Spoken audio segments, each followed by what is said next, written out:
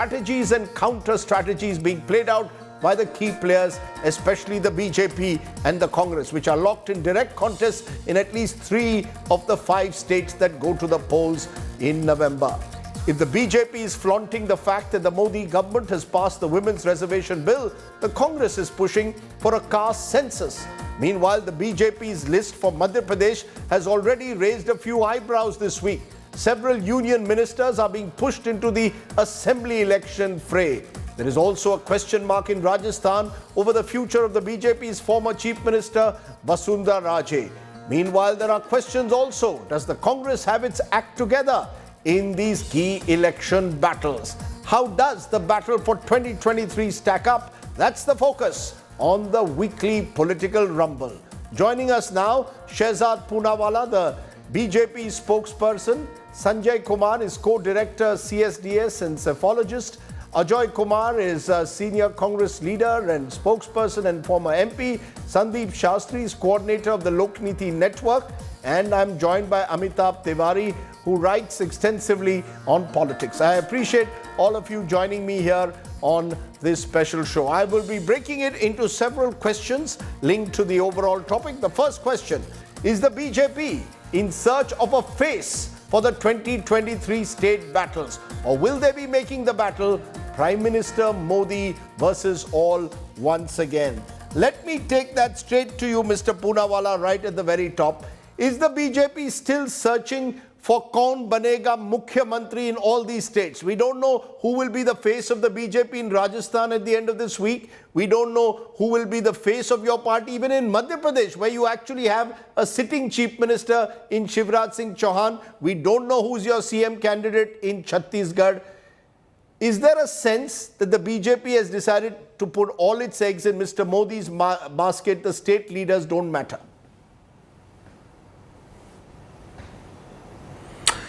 In your question, actually, you have inbuilt a complete confidence that in all the 3 states the BJP is returning to power, and therefore you seem to be very eager to know who the chief ministerial face will be. But in our party, there is a system that is followed. We are fighting these elections under the collective leadership of the party, whether it's in Madhya Pradesh, whether it's in Rajasthan, Chhattisgarh or the other states, and therefore that's the collective leadership that we will work with. But on the other side, the fact of the matter is that if the question is about leadership, in Madhya Pradesh, Congress has declared Kamal Nath as the face. In Rajasthan, where they actually have a government, Rajdeep Sardesai, they have not declared Ashok Gehlot as the face. That means that they have absolutely no confidence in the work done by Mr. Ashok Gehlot, because it is a government of complete corruption in the last 4.5 years. In fact, even Sachin Pilot has no confidence in Ashok Gehlot. And apart from that, in Madhya Pradesh, don't look at anything else. In the last 20 years, and even the Congress has ruled this state for about 50 years or more, look at the difference. The Congress left it as a Bimaru state, Naxal infested, Simi infested, potholed roads, electricity deficit, Bimaru state. Today this Madhya Pradesh is recording 16% growth, Naxal Mukt, Simi Mukt, Daku Mukt, Gadda Mukt. 60,000 kilometers of roads is today 5 lakh kilometers of roads. You have a situation where agricultural growth rate has been above 10%. This is the developmental model that we are taking forward to the people, and pro-incumbency is a new narrative that has come to the fore ever since BJP has come to power in 2014, where governments are elected on the performance. You know, I'll come to the questions that you've raised about the Congress for a moment. I want to tell our viewers, when I went to Rajasthan recently, everywhere I went, I saw only posters of Ashok Gehlot. So it appears the Congress has put its eggs in Mr. Gehlot's basket. But Mr. Poonawalla, just to understand, if you are saying that this is not the BJP's policy to project a face for a state battle, that certainly didn't happen in Assam, where it was very clear that Hemanta Biswa Sarma was most likely to be elected as chief minister, but it certainly didn't happen in Uttar Pradesh, where Yogi Adityanath last year was projected all through as the chief minister. The BJP has often spoken, as I said, about double engine, which I'll come to later. But are you saying that in a week where we still don't have Shivraj Singh Chauhan even on the list of the BJP's candidates for Madhya Pradesh, you've got 9 union ministers or 7 union ministers being fielded in Madhya Pradesh? What's the message? Is it that you're not confident of Shivraj Singh Chauhan? If you're saying Congress not confident of Ashok Gehlot in Rajasthan, is the BJP not confident that Shivraj Singh Chauhan can pull you through this time, that you need union ministers to contest a state election? Rajdeep, you are a keen observer of Indian politics, and you would surely know. First of all, it's 3 union ministers and totally 7 MPs. Having Seven said MPs, that, in my Tripura, correction. you remember Apologies. we had fielded Pratima Bhaumik. She was a sitting. Yeah. So in Tripura, we had fielded Pratima Bhaumik, who's a union minister. She won handsomely. At that time, also such conclusions were drawn. In Uttar Pradesh 2017, it was our strategy that we fielded even MPs at that point of time. And that time also, nobody was giving us a chance, but we recorded a historic victory. Look, Rajdeep, we are a political party, and in various elections, we have various strategies. For instance, in Uttarakhand, Mr. Dhami was not officially announced as the CM face. In Assam, you rightly said, we did not officially announce. In Uttar Pradesh, we did. Based on the calculations that we have So in our what's the states, calculation for MP? Right to have our own But why? What is and the therefore, calculation, I say, Mr. Poonawalla, for MP that Shivraj Singh Chauhan is not being projected? Someone who's been a multiple times chief minister, you would naturally expect him to be projected, no? Rajdeep, is the same strategy or the calculation that Ashok Gehlot, by the way, has not been announced by the Congress party as their official face. He has also served multiple times. In Madhya Pradesh, where they don't have a government and they had a government of only 15 months under Kamal Nath, they have announced Kamal Nath as the face, officially. So this is the same. So if Congress does it, Congress, it is tell me Chamatkar. about BJP. And if BJP does it, for some people it becomes Gunegar. I am telling you, our decision in all the state elections this time is to fight under collective leadership. Okay. It is a common strategy across all states, but Congress party in the same election cycle has one strategy in Rajasthan and one strategy in Madhya Pradesh. And by the way, if they are so confident, their first list has also not come out, by the way, Rajdeep. Okay. And by the way, if they are so confident, why don't they also feel Digvijay Singh? Chalo, हमने अपने सांसदों को उतारा, हमें तो confidence है, we are putting our Virat Kohli, our Sachin Tendulkar, our Dhoni, everyone to bat. You are so confident, you put your Digvijay Singh. He's the biggest leader after Kamal Nath in Madhya Pradesh. Okay, so why aren't they feeling Digvijay Singh? Because Digvijay ka naam sunte hi, they will remember Bantadhar. Okay, I ask you questions of BJP, you turn to the Congress. So let's turn to the Congress. Dr. Ajoy Kumar, is the faces of this campaign, are we clear that in Rajasthan, Ashok Gehlot will be chief minister again if the Congress wins? Are we clear that, as we seem to be clear with Chhattisgarh, where every indication is Bhupesh Baghel will be CM if Congress wins? In Madhya Pradesh, it's clear it will be Kamal Nath. In Rajasthan, according to Shehzad Poonawalla, you're not clear about who's your chief minister. So are you also in search of a face there and in Telangana, for example, as well? The problem with Shehzadji's party is that they're most interested in the Congress instead of looking at their house. With all surveys, we are winning, first of all, winning Rajasthan, Madhya Pradesh, and Chhattisgarh and Telangana. And that is what it looks like, and they're going to get defeated badly. Now, Mr. Gehlot is the head of the campaign, so he's obviously the face of the party in Rajasthan. Now, if he's got any issues in that, he's the face of the party in Rajasthan, that's for him to decide. The question is, the party formally or not, the election charge in Rajasthan is led by Mr. Gehlot. It's very clear. And I can tell to Mr. Poonawalla, unlike Mr. Biduri, who says some strange things and who gets assembly like Tom to communicate, they should look at those kind. And I feel bad for Shehzad to defend a guy like Biduri, and please don't defend him also, and I respect you on that. But he gets an assembly. So my issue is, they went to election in Madhya Pradesh, the last election, with Mr. Shivraj Singh Chauhan's face. This is Vyapam Yug, Aprad Yug, Bhrashtachar Yug, and all these figures which they keep saying. Look at the reports which the people are saying of Madhya Pradesh. Look at the reports. Raman Singh is lost. Forget Raman. Let's start with Madhya Pradesh. The most corrupt government, which has no respect for law, to keep. Whether it is bulldozing, whether it is using means to make money through the Mahakal temple, whether it is the roads, whether it is the worst healthcare, it is actually, thanks to the Bharatiya Janata Party, it has become more bimaru. No, are you willing to compare your track record when you were in power? You will recall, and I'm not just talking about the 18 months of Kamal Nath, but even Mr. Digvijay Singh before 10 years. Are you willing to compare their 10 years, Kamal Nath's 18 months, with the BJP's track record in Madhya Pradesh? Yeah. So, Rajdeep, absolutely. And the second question is, we are ready to even compare Manmohan Singh's track record with the 56-inch gentleman at the center. Actually speaking, apple to apple with Mr. Manmohan Singh's performance, and it is clearly showing the largest unemployment the history of India has seen. There are 20 million people in India who applied for Manrega in August. 20 million people. And we let us compare with Mr. Manmohan Singh's 10 years with the China entering with the Berozgari. And most important, Mr. Poonawalla, why aren't you not doing caste census? No, no, we'll come to caste census in a moment. Let's not leave. That's Okay. one of my questions. Just a minute. Let me come to All my, right. let me focus on this face issue because I want to understand how important is a face. Amitabh Tiwari, what's your sense first as a political watcher? Are you getting a sense the BJP has decided that the Shivraj Singh Chauhan era, possibly even the Vasundhara Raje era, and we didn't speak about her in Rajasthan, is coming to an end and we need to find a new face for the people of Madhya Pradesh and Rajasthan?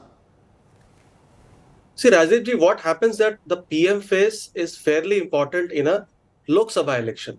37% of voters, the highest, voted on the basis of the prime ministerial face as per Axis by India exit poll. However, once you move down the ladder to Vidhan Sabha elections and municipal and panchayat elections, what happens is that the role of the local candidate becomes important. So if I look or take the data of the 4 elections which we are talking about of 2018, 40% on an average in these 4 states voted on the name of the local candidate, around 35% on the party symbol, and only 20% on the name of the chief minister or the prime ministerial face combined. So that's why we see that both the parties, the Congress and the BJP, are now realizing that the Vidhan Sabha elections is not a presidential style election. The role of the local candidate is important. And that's why we see different strategies in different states. In Rajasthan, we have not, or other Congress has not declared a CM face. In Chhattisgarh, it has. In MP, and if we look at BJP has adopted this approach of not declaring a CM face from 2014 to 2023 in states where it is in opposition. You name any state, and that has worked well for the party. However, it is fairly surprising that for the first time, perhaps, it has not declared a sitting CM as the CM face in Madhya Pradesh. And that is going to cause ring wells for the party. Let me take that to Sanjay Kumar. Sanjay Kumar ji, are you surprised that parties are not declaring chief ministerial candidates, particularly when they are in the opposition? Madhya Pradesh exception, Congress has declared its candidate, but the BJP is not even declaring a sitting CM as their face, and in Rajasthan is not declaring a sitting 2-time CM as a possible face. What does that show? Do CMs matter? According to you, who should be the CM? Kaun banega Mukhyamantri? Is it a key?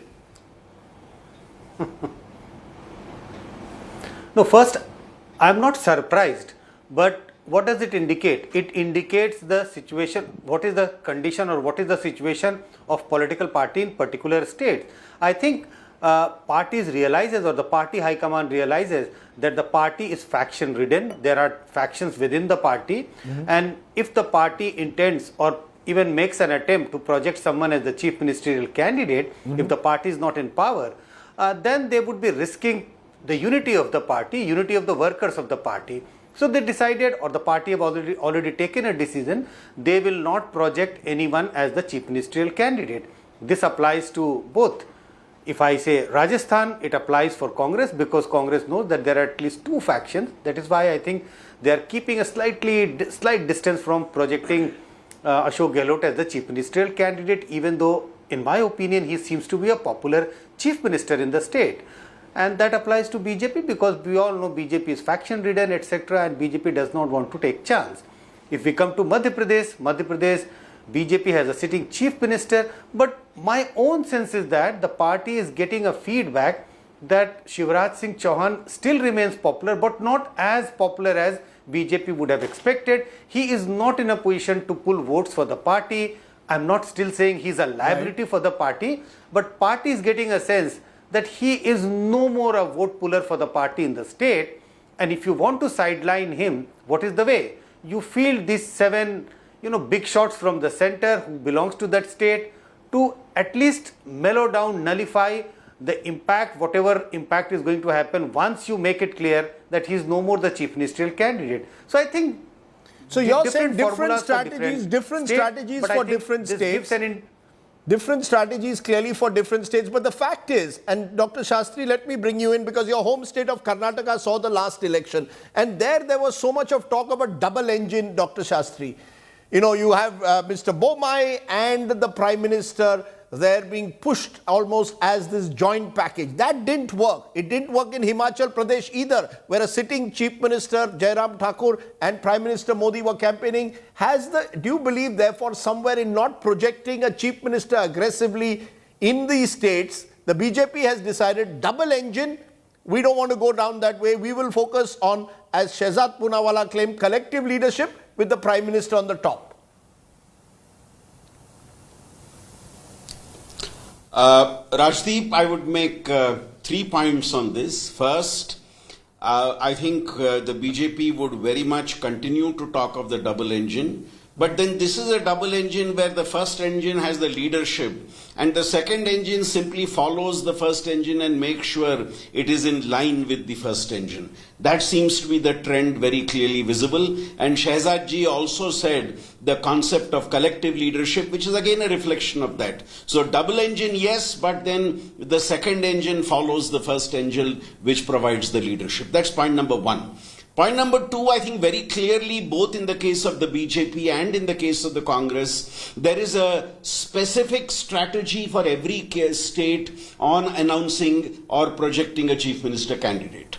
They are projecting a chief minister candidate, I'm talking of whichever party, when they feel that the chief minister candidate adds to the popularity of the party. But when the party feels that we would like to go by the collective leadership or national leadership, then the chief minister phase question takes a backseat.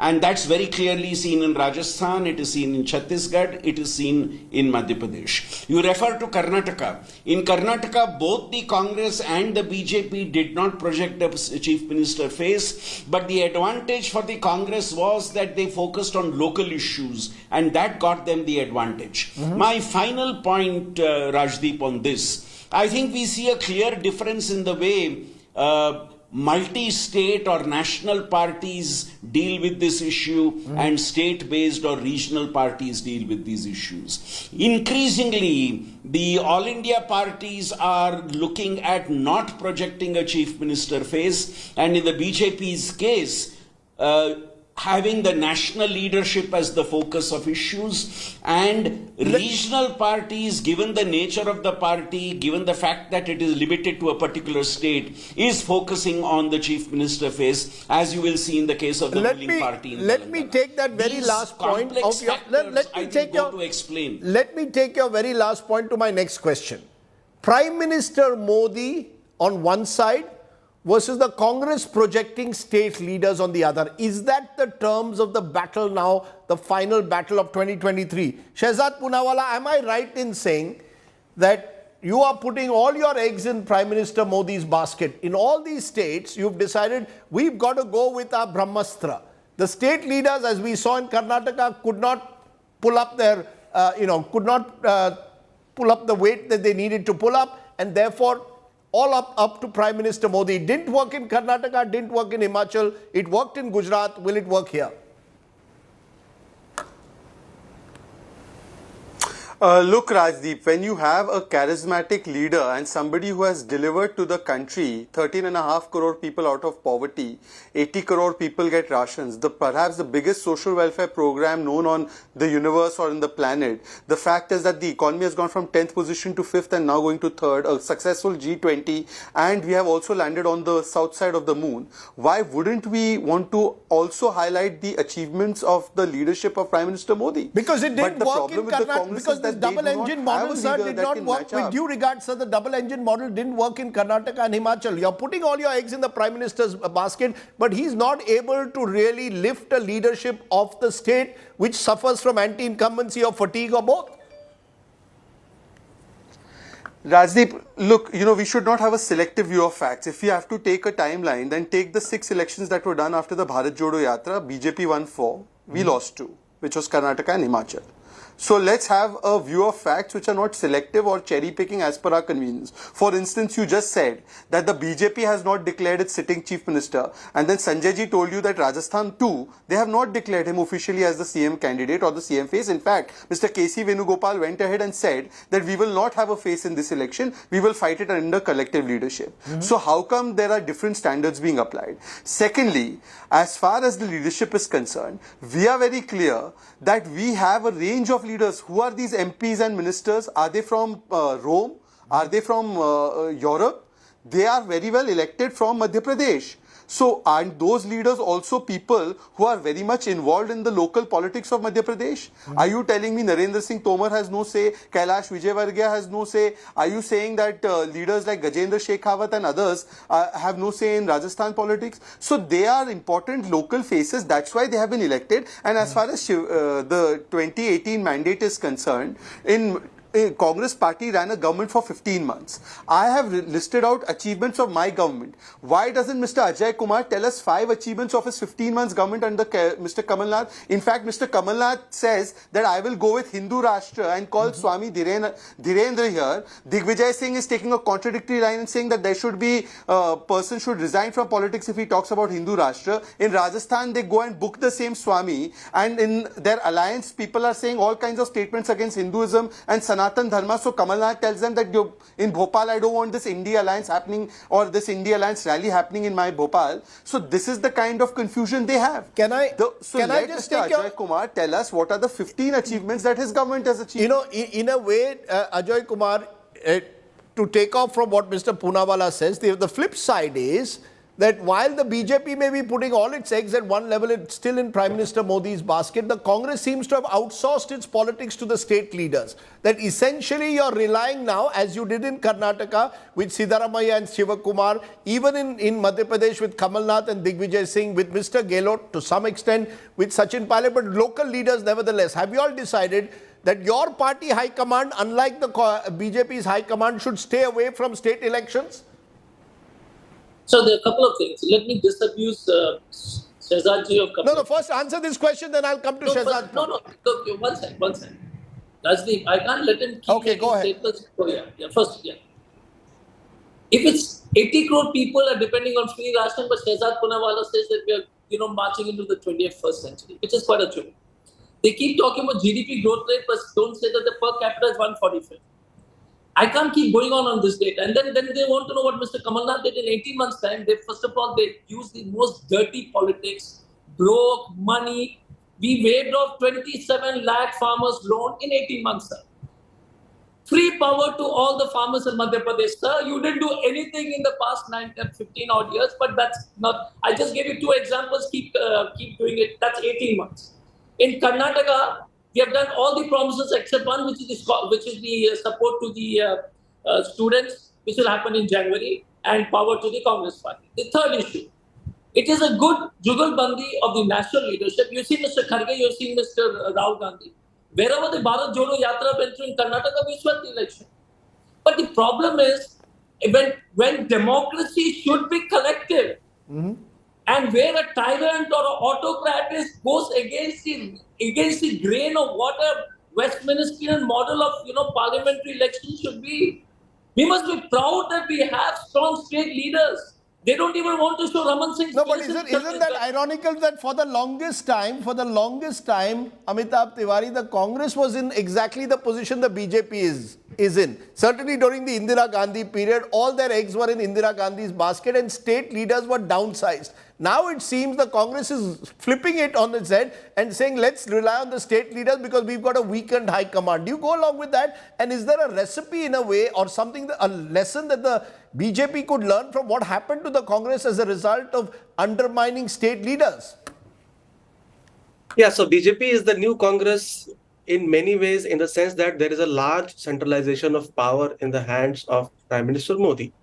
And why not be? Because 1 out of every 3 voter is voting for the BJP because of PM Modi. The India Today See Voter Mood of the Nation says that 44% people as likely to vote for the BJP because of Modi. But that's in a general election. That's in a general election as opposed to a state election. Correct. So From 2014 to 19, in all states where BJP was in opposition, they have projected Modi as the super CM under whose guidance the local CM would work. And they have won many states: Maharashtra, Jharkhand, Haryana, Assam, Uttarakhand, UP, Himachal. After this cycle of winning states, which is 2019 to 23 or 24, now the BJP is in power in most of these states. When the party is in power, the voters cannot ignore the performance of the local chief minister. That is why we see losses in Himachal or Karnataka or even Jharkhand. So that is where the Modi factor has not worked, where the BJP is in power in states, whereas it has worked where the BJP was largely in opposition, relying on the Modi factor. And the Congressization of the BJP, what it has done is also that it is not left with many state leaders to project against the likes of Gehlot or a Baghel or a KCR. So that in a way is a trap for the BJP, as you've said. In a way, of course, two exceptions to this are Assam, where the BJP has won 2 consecutive elections, Uttar Pradesh, where they've done remarkably well again in 2 consecutive elections, and of course to Gujarat, the Prime Minister's home state. But it leads me to ask this question, and I have 2 people who track numbers very closely in Sanjay Kumar and Sandeep Shastri. You take this. Does India vote very differently in state and general elections? So is that very clear now, Sanjay Kumarji, that because in a local election you tend to look at who your chief minister is, who your MLA is, unlike a national election where the BJP says there is Modi only, that formula may not be working in state elections because Indians are voting very differently. Is that also something that the BJP should be conscious about when they sort of downsize a Vasundhara Raje, who by all indications is the most popular BJP leader in Rajasthan, or don't project a Shivraj Singh Chauhan? Rajdeep, I think it is very clear that if you look at the performance of BJP or how people voted between 2014 and 2018, that was the time when people in different states and even in the Lok Sabha elections voted almost similar, because except there are few exceptions, Delhi was an exception, but that was the time when Prime Minister Modi's appeal was more or less even, whether it was an assembly election or a Lok Sabha election. There was hardly any difference, and the reason was very simple. That was the cycle when Congress was the ruling party and BJP was opposing the ruling party, and BJP managed to win large number of states. But after that the cycle has changed. BJP has completed 5 years in government in many states, and after that, look at the trend. After that, BJP has lost many state assembly elections. If I don't want to use many, but sizable number of states they have lost. And if you look at most of the states, Prime Minister Modi has been on the forefront of campaign. So clearly, if we go by this evidence, we clearly see that Prime Minister Modi's appeal in the assembly election has gone down because BJP has lost election. But the Prime Minister's appeal in the Lok Sabha election remains intact. Amitabh ji has already cited the data. We also did our post poll and we got the similar numbers that very large number of voters, 1/3 of the voter voted for BJP in 2019 election just because of Modi. So yes, there are different choices of voter. Right. Voters are making slightly different choices when it comes to assembly election and when it comes to a Lok Sabha election. So because now in the assembly election they are actually looking at who is going to be their leader in the state, who is going to be the chief minister. That is becoming an important consideration now. So is it as a result, Dr. Shastri, about localize? Because we saw that in Karnataka, the kind of promises the Congress made, very localized promises that were made. You don't rely on national issues. Shehzad Poonawalla referred to Chandrayaan, referred to G20 and said, look at the performance of the center on these issues. Does that worry someone, a tribal you believe in Chhattisgarh or indeed even in a Telangana, in rural Telangana? Do these matter, or they matter? The issues immediately that concern them are very, very localized. Rajdeep, 2 points. First, I think all the points which Shehzad ji made were correct. Yes, there are achievements which the center and its leadership has made which are being spoken about. But when you're talking of a state assembly election, people are focusing on local issues. And coming from Karnataka, I would say we started this trend in 1984-85, which is now continuing across the country, when we voted for Rajiv Gandhi in a big way in the Lok Sabha elections and brought back Ramakrishna Hegde to power in 3 months' time. Now, if you see, as Sanjay ji said, since 2014, state after state, we are seeing this trend. One trend in a national election, one trend in a state assembly election, because clearly and visibly, the voter across the country today has a different lens from which she looks at the national election and a different lens of looking at the state election. Which brings me to my second point, Rajdeep.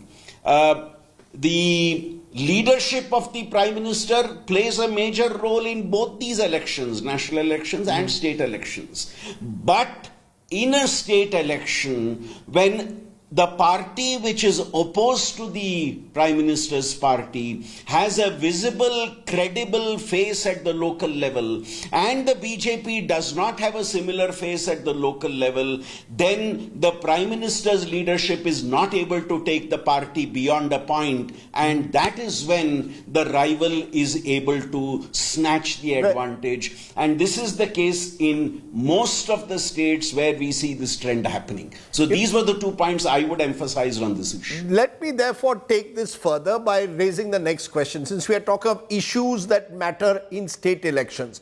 For the last week, the Prime Minister has been tom-tomming women's reservation wherever he's gone, and Rahul Gandhi has been referring constantly to caste census. Now, are these issues that will play out in a state election?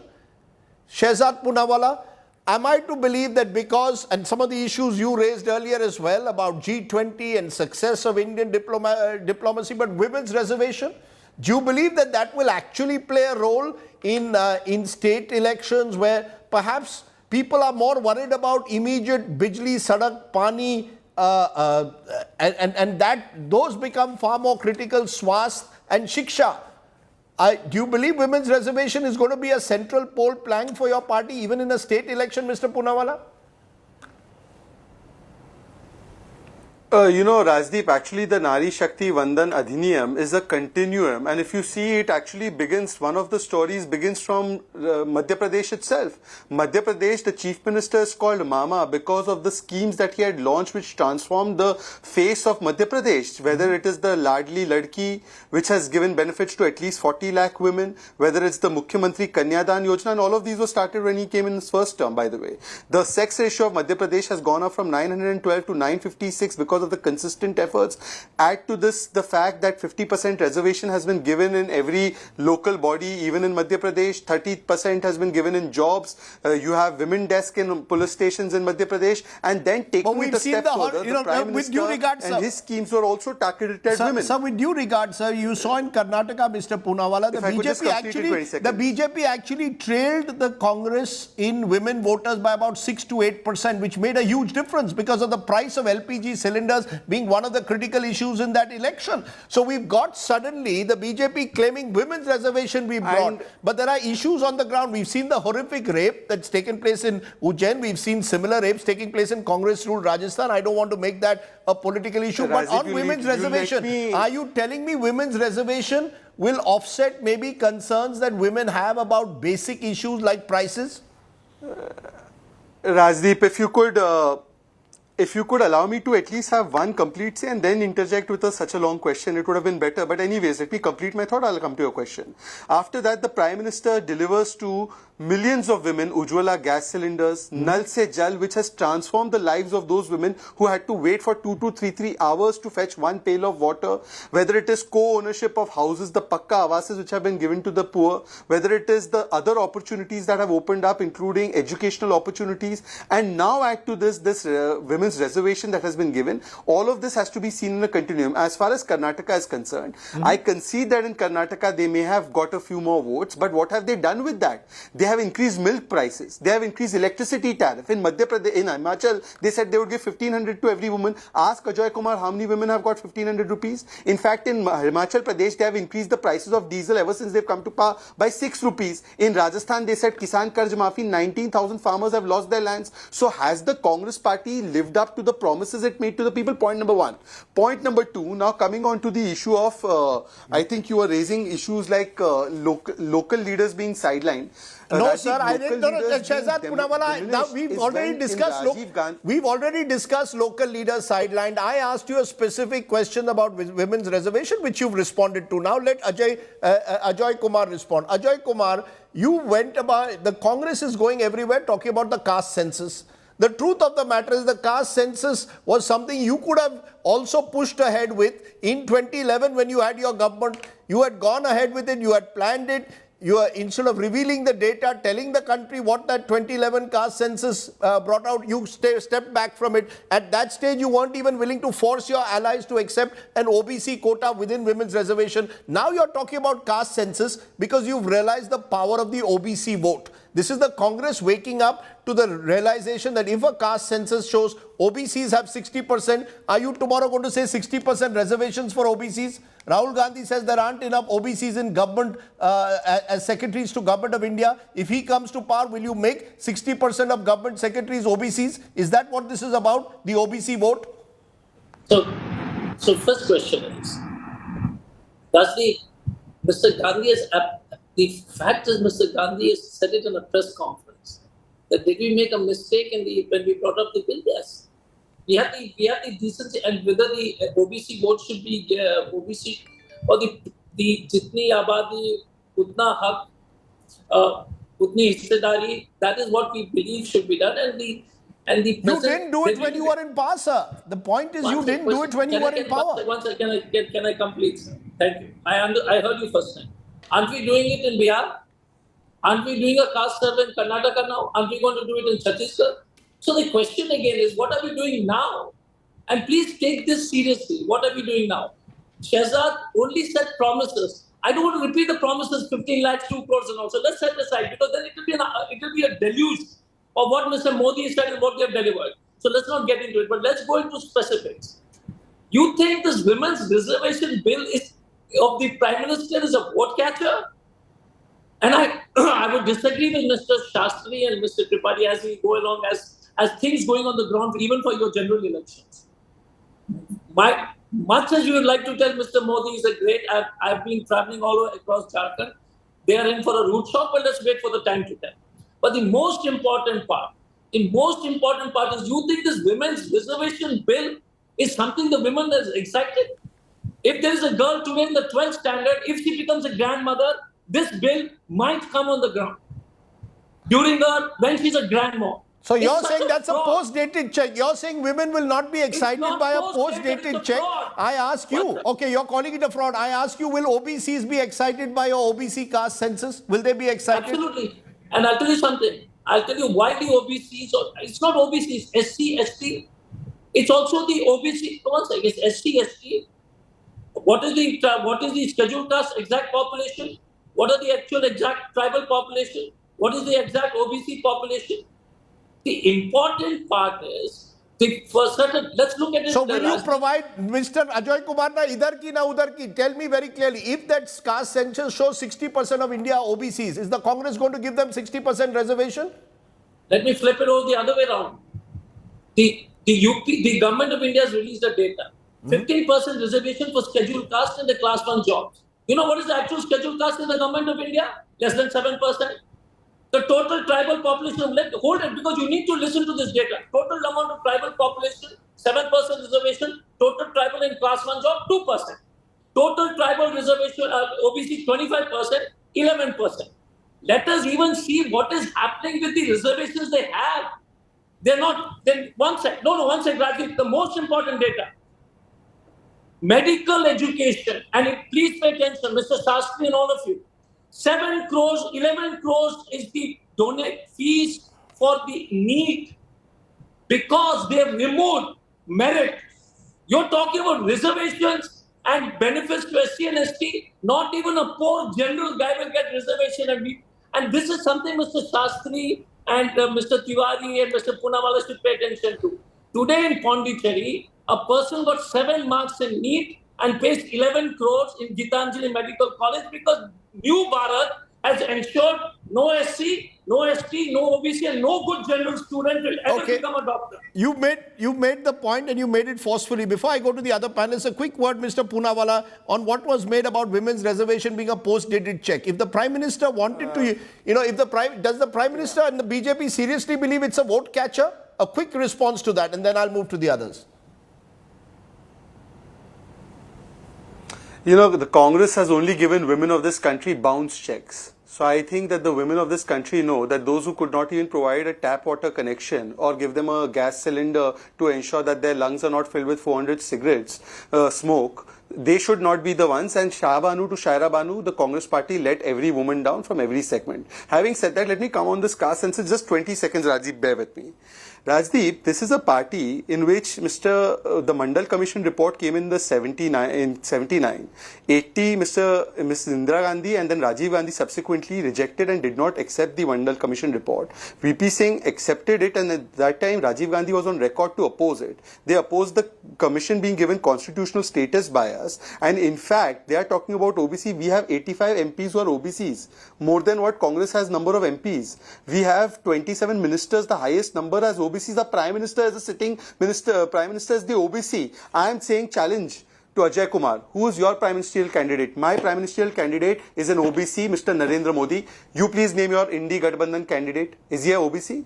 Okay. Ab baki sab chhod do. The biggest choice for the people So of this Rajdeep, country. just We are a- making an Yes, OBC yes, 10 candidate. Who's your seconds. Prime Yes, quickly Minister? respond. Just You have a one candidate. second. He said First we have an question. OBC Prime Minister. Who do you have? Okay, Shahzad, you made your First point. question. No. It is phenomenally advantageous when you have bad memory. 27% reservation and 25% reservation education institutions, OBC reservation by Arjun Singh, sir. Arjun Singh. 27% to all the OBC children in medical college. Please note down, Mr. Poonawalla. आप तो OBC reservation बच्चे को देते ही नहीं. So that is one thing. Please write it down. Okay. Second issue is, do you have a single chief minister who's an OBC? शुरू कीजिए India alliance इंडी मत बोलिए क्योंकि शिवराज चौहान, गंदा alliance Shivraj Chouhan, are you complete Ajay Kumar? Yeah, they have Shivraj. No. They have Shivraj Chauhan. You have Bhupesh Baghel, Ashok Gehlot, Siddaramaiah. Okay. What do you say on Biduri? Let's not get into that. Okay. 1 minute. Okay. Politicians, audio down. Amitabh Tiwari, the caste census women's reservation, which has more appeal? A quick response. Yeah, I don't think any one of them has more appeal. People would see through the political ploys. I'll tell you why. A man is a slave of his own image. Now, Modi ji has created this image of a demigod. He goes and strikes Pakistan in their heart. He is leading G20 negotiations. He says that the country will become a developed country by 2047, third largest economy in his third term, but he doesn't know when will the women reservation bill be implemented. Correct. So a man is a slave of his own image. And this can be countered by the opposition in this manner. Now we come to caste census. Politics has moved beyond caste.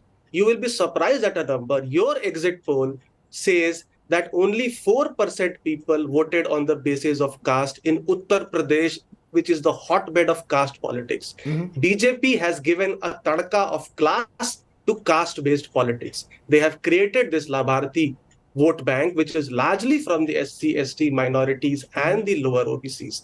The India bloc has parties which have been branded as playing dominant OBC politics, whereas BJP has played the lower or the EBC politics. So it has been able to create a wedge between the dominant and the anti-dominant OBCs. It has now embedded a class element to it, and that is why the benefit of caste census is unlikely to accrue to the opposition, because the lower OBC says that we have not even got benefit from the current reservation of 27%. Only 40 dominant castes, which are 1% of the population, have got 50% of the jobs. Then what will I benefit from an increased reservation of 70%? That could also backfire, because the middle and the rich class and the general category could also oppose any such move. Okay, so let me therefore come towards the end to our two psephologists first. Who has the edge for now in the 2023 battle? Sanjay Kumar, I'm going to put you on the spot as always and ask you to go state by state based on all that we've heard in the last 40 minutes. Let's start with Madhya Pradesh. Who has the edge, Sanjay ji? No, I don't get a sense from the discussion which I have heard from during last 40 minutes. I don't get any sense that which party is winning and which party is losing. But if I go state your by own state, analysis. I think two state, more or less the verdict is clear.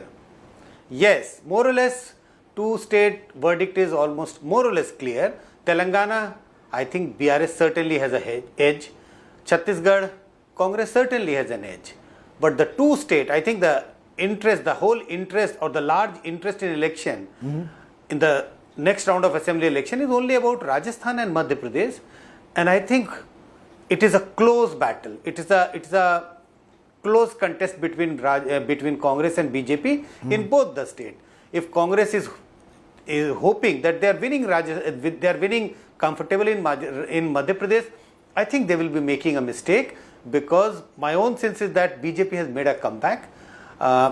Similarly, in Rajasthan, if BJP is hoping that, going by the track record of the state, that every 5 years the government changes, so the change of government is almost certain, I think BJP will be making a mistake, because my own sense is that Congress has made a comeback. Gehlot, because of his various welfare schemes, so Congress has made a comeback. Right. So the two states, a very closely contested election, Rajasthan and Madhya Pradesh. Okay, a reminder, of course, there's a fifth state, which is Mizoram, which we will discuss on another day, hopefully, as we look closely into the northeast. Remember, the fallout of Manipur will be felt in Mizoram as well. But Sandeep Shastri, your sense, out of the 5 states, which way are they going, particularly the big 4? Rajdeep, I would go with Sanjayji's analysis and add one more point. I think in Andhra, the fight is basically Telangana. for the second position in preparation for the next year's Lok Sabha election. In Telangana, the fight is for the second position in preparation for the 2024 elections between the Congress and the BJP. But Rajdeep, permit me to take half a minute to make another point. I have been hearing this slogan in a few places I have been going. BJP supporters are saying it is Sanatana Dharma versus Santana Dharma, you see. Whereas, on the other hand, I'm also hearing the slogan that should it be Sanatana Dharma, or should it be Dharma, or what is called Jati Dharma, Dharma for the Jatis which have been deprived for so long. I think this narrative is going to play out much more as we move forward.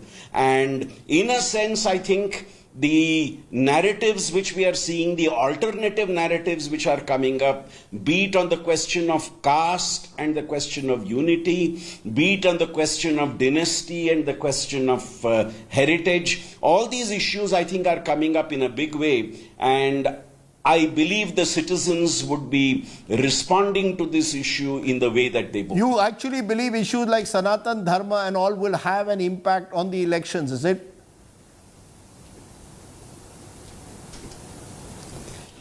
Rajdeep, I think the rhetoric which flows from this is something which is going to be heard, which is going to be said. Right. If you look at the campaigns which are starting, these are voices which are coming up, and I think it would be appropriate to keep in mind these voices and not just set them aside and say they are not important. Okay, I have 30 seconds only. Shehzad Poonawalla, out of the 5 states, how many will the BJP win according to you?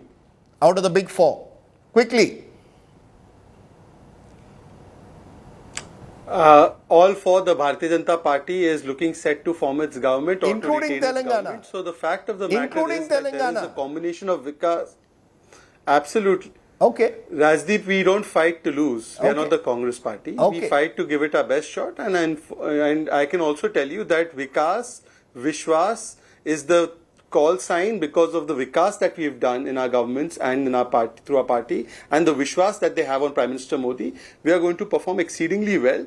The Congress party, if it is so confident even about Rajasthan, Rahul Gandhi is not confident. Rahul Gandhi also put it in a tentative list. Okay. Let Ajoy Kumar, 20 seconds, Ajoy Kumar. Which of these states is the Congress confident of winning? But Shehzad, very rich for you to say about Rahul Gandhi not going. Let PM go to Manipur first. So let's start with that. Telangana, I think I disagree with Sanjay ji on what he's saying on Telangana. I think it is changing very rapidly, in my view. Okay, I feel that it's going to be, and on Mr. Shastri saying second or third, I totally don't think Telangana BJP's got anywhere remotely. BJP's got any scene, and please call me on the show in which Mr. Shastri and others will be there, because I would like to be corrected if I'm wrong. Okay. The second issue is Madhya Pradesh. There has been a lot of angst about the way Kamal Nath was deprived. They are in for a rude shock. Your time. Chhattisgarh is clear. Hey, one second. You asked me, the people of Madhya Pradesh are fed up with Mahakal and corruption. Apart from that, but they're very fed up with the way Madhya Pradesh was, MP Kamal Nath ji, and the Chhattisgarh, way. are you cocksure of Chhattisgarh? Are you cocksure of Chhattisgarh? There are reports that in Chhattisgarh also things are closing in. No, I don't think it's closing in at all. I don't know where you're getting those reports. I would like to read those reports and be Okay. corrected. And Rajasthan, do you concede BJP as the edge? Your own leader Rahul Gandhi said we are, it isn't that's the one state he wasn't willing to predict. No, but when I saw your Prime Minister with the top leaders of Rajasthan on that photo which you showed, it gave me the chills. It looked like a funeral, gathering. I think Rajasthan, we do have a very good chance. Okay. This is the problem with politicians. They believe they are winning every state. Amitabh, you have a quick 10-seconder. If you were to pick, which is the way, give me your predictions very quickly in 10 seconds. So all the states are witnessing a very close contest, including Chhattisgarh. We could see a surprise there. And it is a seat-by-seat election, very difficult for any cephalogist to predict. Okay. Which is why, on the political rumble, we will continue to rumble on, looking at all these states very carefully in the weeks and months ahead. Good to have 5 clear voices speaking on politics, and that's what the political rumble is. We try and bring you less noise and more information and knowledge. Hope you've enjoyed it. Thanks for watching. Stay well, stay safe. Good night, Shubhratri. Have a great Gandhi Jayanti weekend. Bye for now.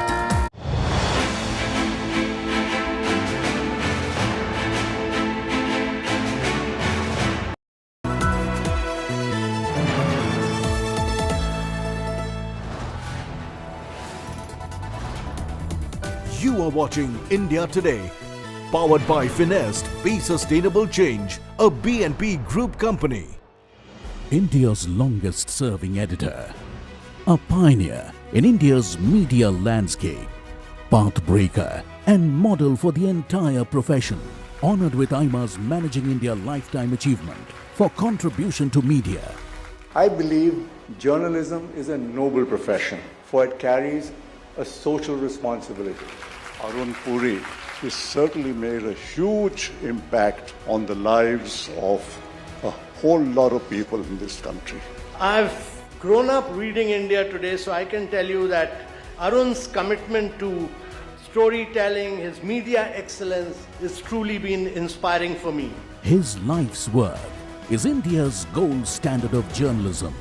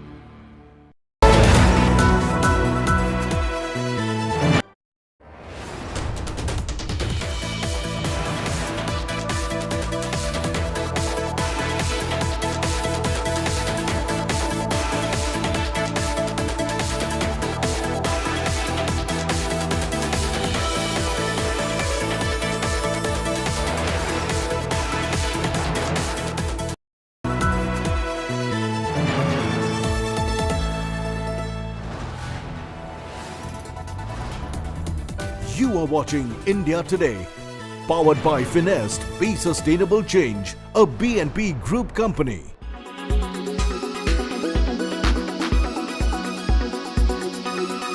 Elon Musk's brain chip startup Neuralink says it has received approval to begin recruiting patients for its first human trial. An independent review board has given the green light for the company to seek people with paralysis to test its experimental device in a 6-year study. The study will use a robot to surgically place a brain-computer interface, or BCI, implant in a region of the brain that controls the intention to move. Neuralink says the initial goal is to enable people to control a computer cursor or keyboard using their thoughts alone. Musk has grand ambitions for this medical device company, saying it would facilitate speedy surgical insertions of its chip devices to treat conditions like obesity, autism, depression, and schizophrenia. The first two applications we're going to aim for in humans are restoring vision. And I think this is notable in that even if someone has never had vision ever, like they were born blind, we believe we can still restore vision. And then the other application being in the motor cortex, where we would initially enable someone who has almost no ability to operate their muscles and enable them to operate their phone faster than someone who has working hands. In May, the company said it had received clearance from the US Food and Drug Administration for its first in-human clinical trial. Its previous testing in animals is under federal scrutiny for potential animal welfare violations.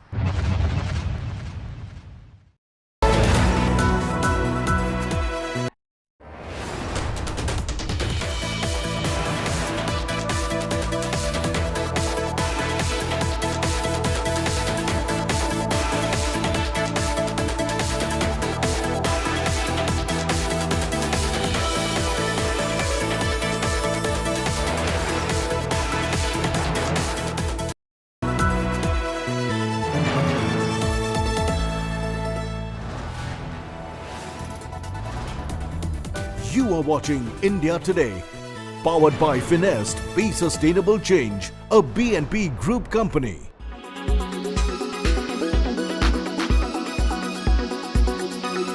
It's always been about accepting yourself. Embrace your true, authentic self and go out there and kill it. I think it's not about setting unrealistic beauty standards anymore. Every single person is unique, and it's time we embrace our own uniqueness. You have to wake up every day and kind of just, like I said, love yourself. The idea of beauty means different things to different people. And in this age of body positivity, these stars too revealed what beauty means to them. So I'm a little silly, I'm a little clumsy. I think I'm a mix of all of that, which is why I feel For Every You truly resonates with me and also speaks to me, because I am many, many versions of myself. Everything has beauty, but not everyone can see it, and it's their loss, honestly. Recently, at the launch of Tida, we even witnessed technology marry beauty. In a one-of-its-kind initiative, you do not have to run through various products to create the look that you want. You simply click on the look that suits you and it tells you exactly which product has been used. And this, for most of us, makes life much easier. In this digital age, technology is not just a tool. It's a transformative force that empowers everyone to feel confident and express their beauty like never before. The new beauty shopping experience. In Mumbai, Chaiti Narula for Lifestyle Bureau, India Today.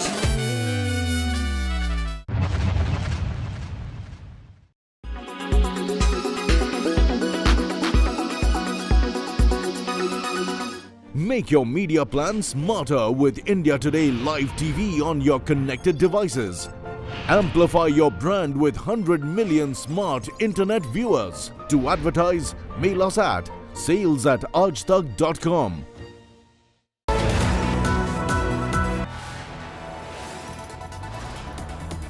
You are watching India Today, powered by Finest, Be Sustainable Change, a BNP Group company. Powered by Volkswagen. Co-powered by PolicyBazaar.com. Her family होगी insured.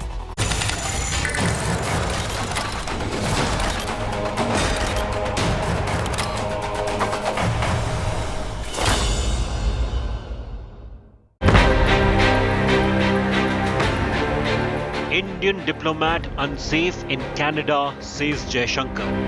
Today I am actually in a situation where my diplomats